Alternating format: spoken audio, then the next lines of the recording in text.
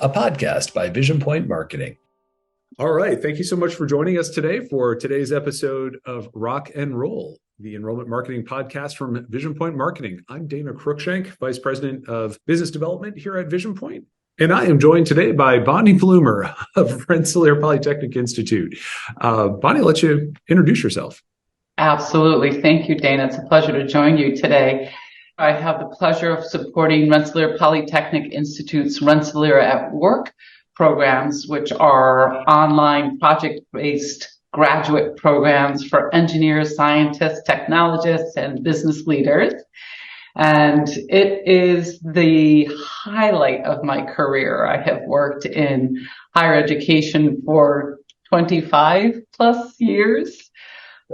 Which started actually at my alma mater, Union College, which is right on the other side of the river from RPI. And I worked in the admissions office my senior year at Union. And from there, I've had the opportunity to work abroad, supporting global executive MBA programs at international schools, and later did some consulting. Ran my own consulting business supporting schools across the country who were launching new graduate programs or had to reconfigure how they were marketing or managing their operations of admissions for graduate programs. But this assignment was real special. And I think that you and I are going to have a chance to get into that. Yeah, I think so. That's great. So, well, actually, let's just start there. What is making the difference? What makes this one different from, say, undergraduate and traditional graduate admissions and where you've worked in the past? Absolutely. So the baseline was an opportunity to work with one of the most talented leaders in graduate program development, Eric Kraus, who is the dean of Rensselaer at Work. And he had just joined RPI when I was hired back in 2018 to reconsider the programs the school was offering to organizations and the employees that they sponsor to graduate programs, in addition to what was already offered by the school. And so Eric is an economist, so he was already in deep with the labor statistics, studying, what MC, burning glass, the platforms of, what was coming up for organizations as desired skill sets from employees. And I had the opportunity to reach out to organization leaders and interview them and ask them, what is it that you don't have internally through training and development programs or capabilities that you're not seeing that you have to have your employees do in order to move the organization forward? And what I heard was telling. A lot of common themes in business intelligence, data analytics, machine learning and AI, supply chain and logistics. Oh my gosh, leading change, managing technical organizations for those with technical backgrounds or technical degrees. And so what we did is we combined the study of, the economic considerations of what organizations were showing on data platforms, combined with the outcomes from these interviews to develop the very programs that we have today.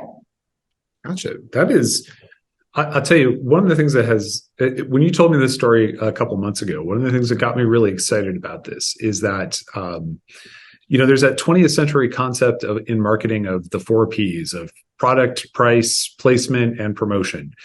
And it's a pretty dated concept. And I know it draws some giggles occasionally when you bring it up, but I think it's really, foundationally very, very important kind of concept. And in higher ed marketing, we rarely get to touch any Ps beyond promotion and sometimes placement. And I think what has got me really excited is that you are actually having the conversation about the product itself, that you are starting as a marketer from that point of what is it that we need to be providing the market space.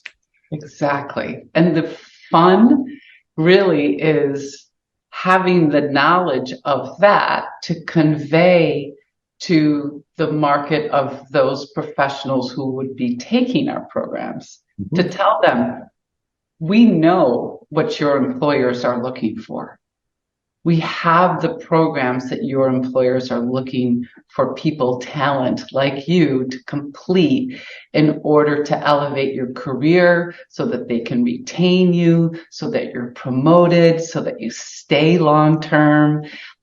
So it has been this really interesting journey of getting into the beginning of that conversation with employers, conveying it to those who are employed, but then also having experienced feeding those details into what I call the academic arm of our operation, right? So the dean and his instructional design team, very talented, his other directors of faculty development who are hiring the expertise out into the market to teach the programs that we were building.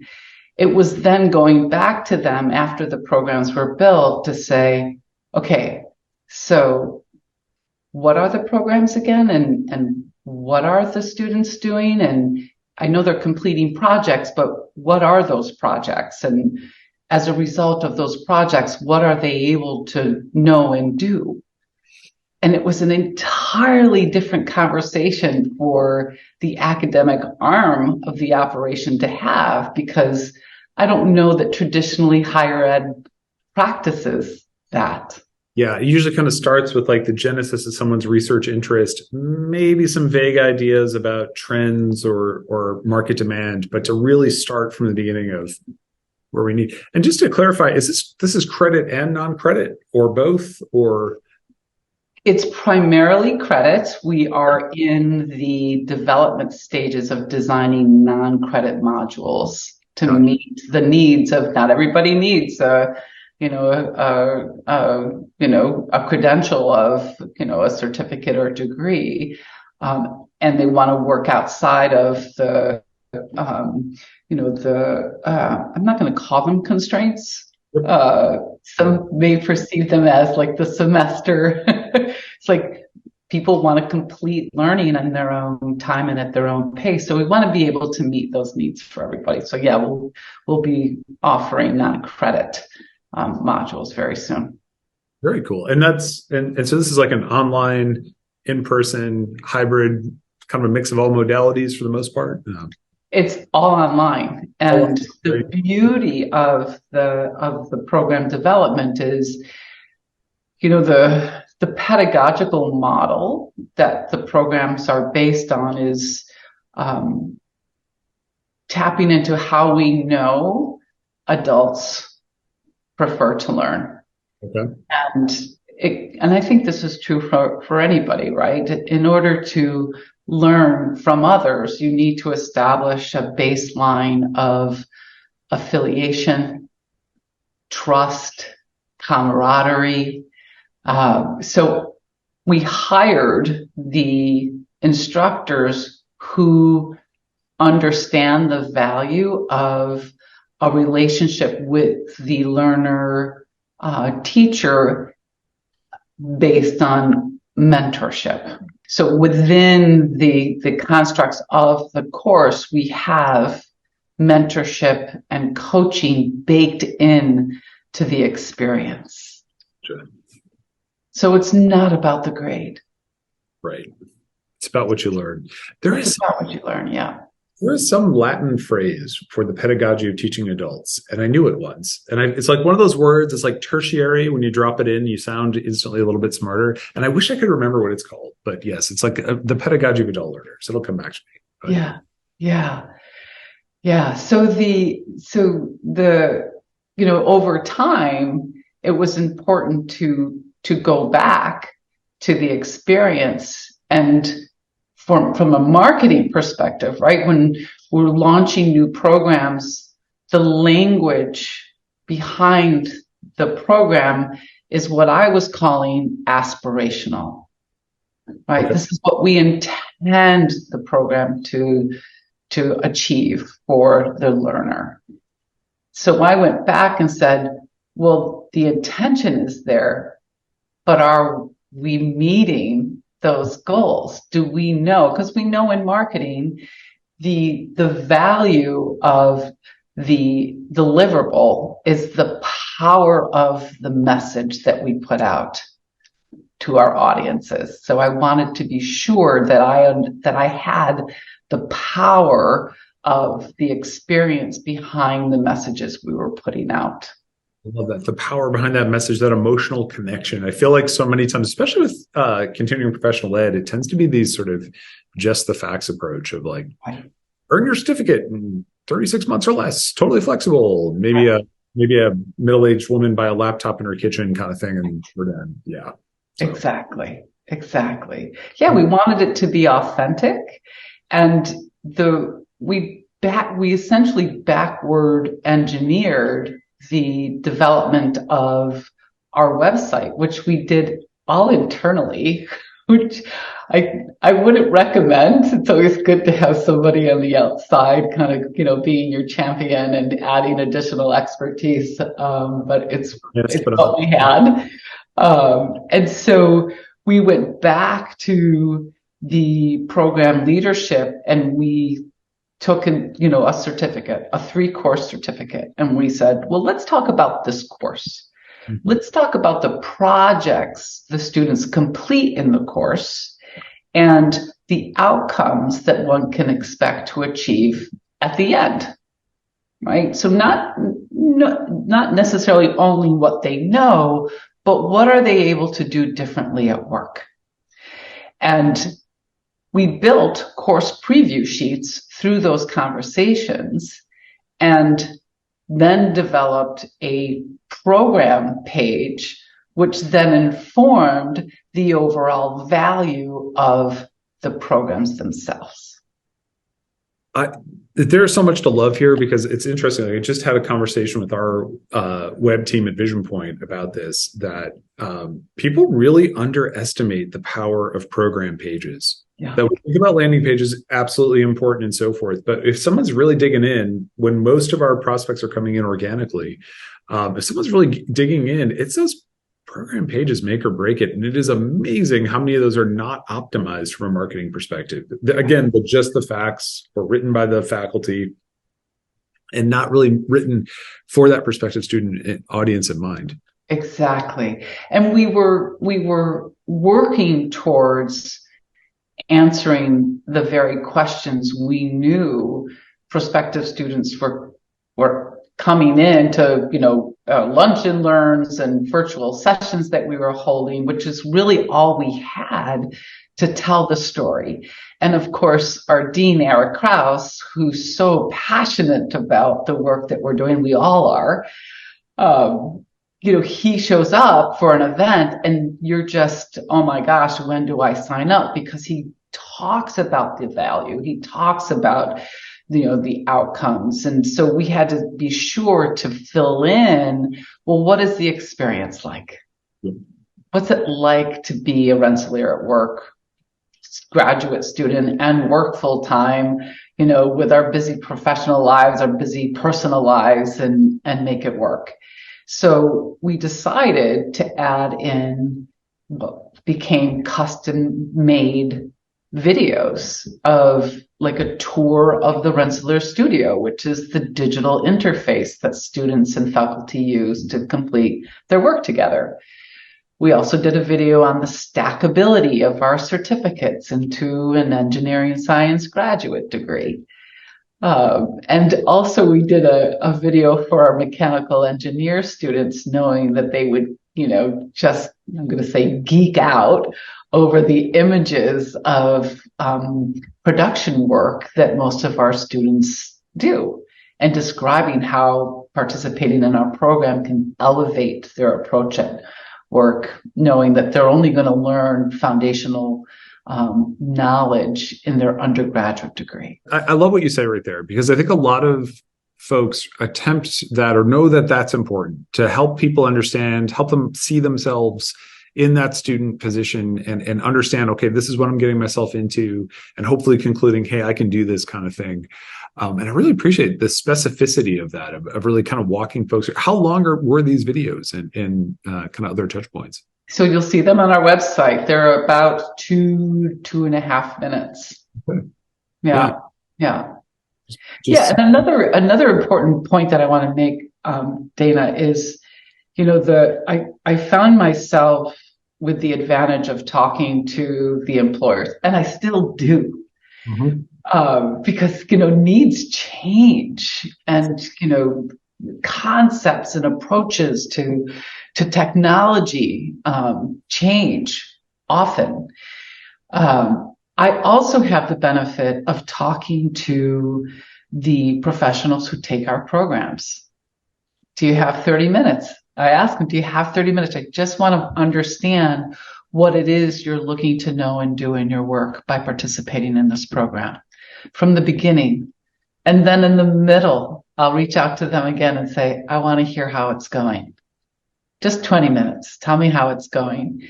And then especially at the end, tell me what you were able to achieve at work as a result of your study in our programs. And I literally take those interviews and produce feature articles that are some of the best marketing pieces we have out there, because they're authentic and they tell the story of how someone's able to lead teams through one of the biggest mergers in aerospace and defense, for example, when cultures are clashing and, people just want to continue doing the work the same way they've always done, sort of thing. And to really hear the story of how somebody's able to manage that effectively. Well, and let me ask you, two questions. How do you select the students, or how do you sort of think about, which types of students you want to speak with? And do you incentivize them at all for those conversations, or? So it's typically because I'm hearing from the program leadership, if not the faculty, because they know I'm the sponge. Like, tell me how we're creating value in the experience. How do we know we're creating value? That's the question I always ask. How do we know we're creating value? And they come back and they tell me, well, I've got this student at, ABC company who has saved their department $11 million.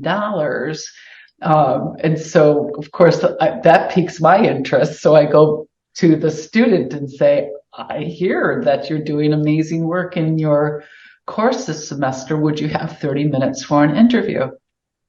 And that's the incentive, is to share. They're delighted, right? To share their story. And who wouldn't want to talk about their success at work? You said an interesting word back there. Now, full disclosure, I have spent a few years myself prior to joining Vision Point, marketing, continuing, and professional education programs. That word stackability, and so forth, a little controversial, because I have found everybody on the inside knows what that term is. It was a real hot term, about 10, 15 years ago. I have found somewhat less traction with prospects understanding what that term is. But I'm curious what your experience has been. We really had an interesting journey determining how we would describe the ability to take a 3-course certificate and determine that maybe you want to take another certificate. And with the stackability of the certificates into a graduate degree, you've literally customized your own graduate program to suit whatever capabilities you want to achieve at work or work towards in your career. But that word, stackable, do people know what that word means? Or do we have to explain that word? So I think that with a little visualization, and, complementary language, it helps. We haven't seen the market come back and, respond with, well, what are you talking about? It's pretty clear. Okay. So once you've got to start with a pretty baseline explanation, people kind of grasp it pretty quickly. Exactly. Okay. So with this setup of keeping those relationships going with companies and so forth, are they then in turn helping you recruit students as well within their own networks and so forth?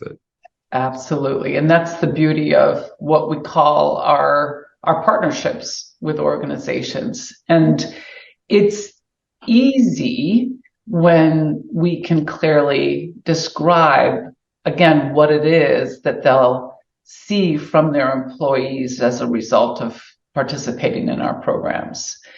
And we can even get into conversations around what happens as a result of sponsoring multiple employees from intra-departmental aspects, because something happens to us when we're learning.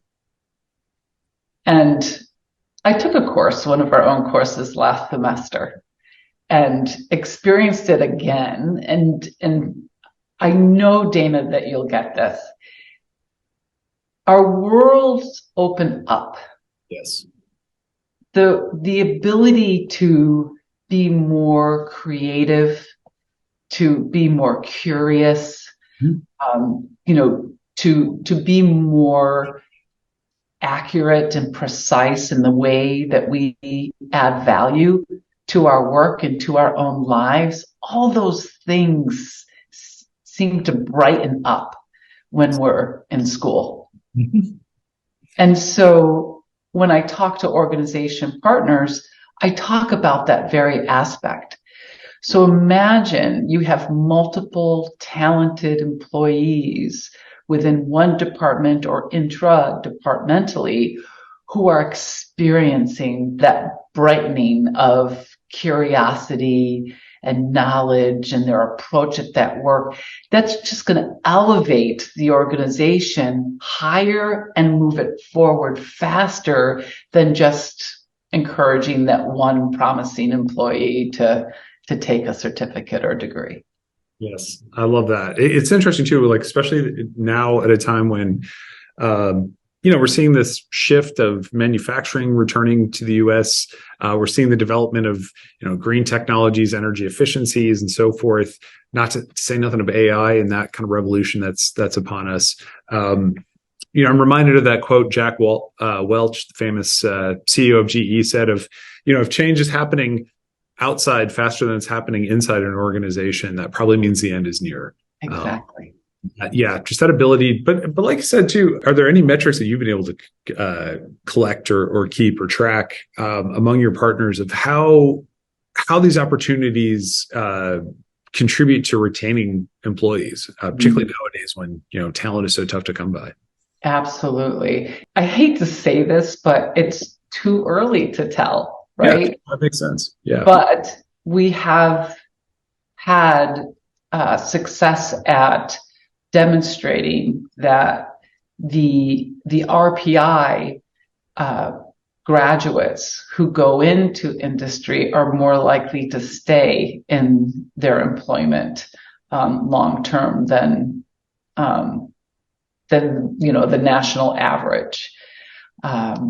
And there's something to that because, I'm just filling in blanks. I'm thinking it's likely because they're working with organizations who understand and value learning, sure, and particularly, learning in higher education, and want their employees, give their employees the tuition benefits and the time and the space to go back and continue learning.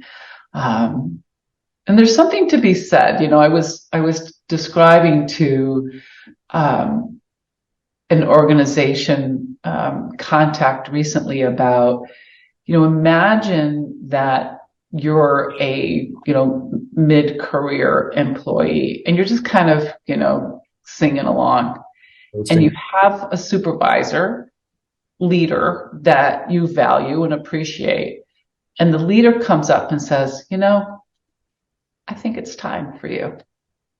I think it's time that you take what you're doing here and for you to the next level. I'd like to recommend that you consider some of the programs that we've partnered with to help get you there. Would you consider that? And what does that do to, the very soul of that talented person's work and self-worth? Just adds more value to, how they feel within the organization, right? Indeed. And it's interesting you say that. It maybe it's just me, but I feel like companies are starting to get that more. I feel like there was a real pullback from investing in people. And I feel like now, with Walmart just a few years ago starting to offer higher education, perhaps the biggest company in America and so forth. Are you feeling like more companies are getting it in that regard, or? Absolutely. Absolutely. Because you think about just the infrastructure of organizations and the technologies and, there are so many expenses to run an organization. Bottom line, your people are your most important asset. I can't remember who said it, but there's that old business fable of a CEO saying, going to the board saying, we need to invest more in training our people. And the board says, well, what if you train these people and they leave? And somebody says, what if we don't train them and they stay? What that advantage is. Well, let me ask you as well. You started this conversation out by telling us that this is the best job you've ever had in higher ed, which is great. So curious, what do you think it is, having worked in other institutions, not asking you to name names here, but just thinking through, like, what is it that you think as institutions do or don't do that can kind of be a little frustrating for enrollment marketers, just kind of based on your experience of seeing what works really well and what feels rewarding and what doesn't? Right. Yeah, that's a big one. There are two ends. The first is pretty much what I described as far as you can go out to the market and say, we've got this program and here are the courses that you'll take. Here's how long it will take you to complete. Here's the profile of somebody that typically does our programs, all the things that higher education traditionally does. It really, and I had described it as like Nike selling a running shoe, right? Well, what's the advantage of this running shoe for me? Am I going to run faster? Am I going to be more comfortable? Will I experience less injury? Just really getting into the experience of the athlete in this case. So let's get into the experience of the student. How does the student feel? What are they able to achieve? What value do they get out of the effort, right? I mean, it's the resources, whether it's a benefit or something that they're paying for out of pocket, it's their time, it's the way in which they have to negotiate their lives at work and at home. So really speak to what the experience is and what you're going to get out of it. We don't necessarily do that so well in higher education. And in this case,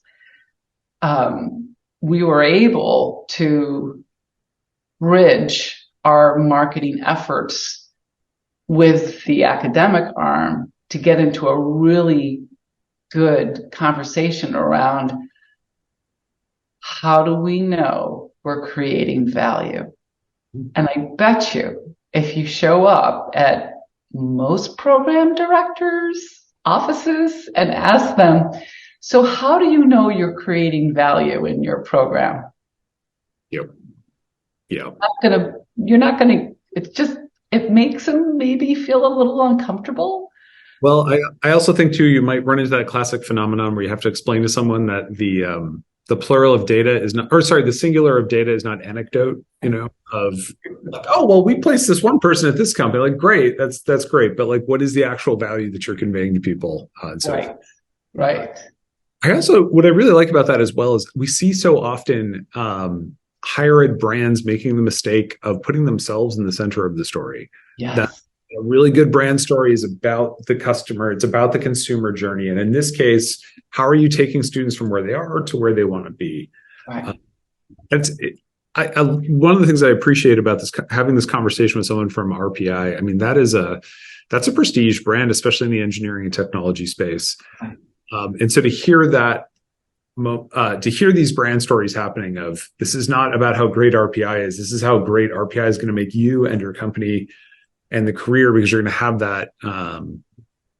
that time here with us, especially on campus. But that, of course, not the case here. So there. Exactly. Yeah, it's good to talk about who and what we are. It's better to talk about who and what the students are as a result of investing their education with us.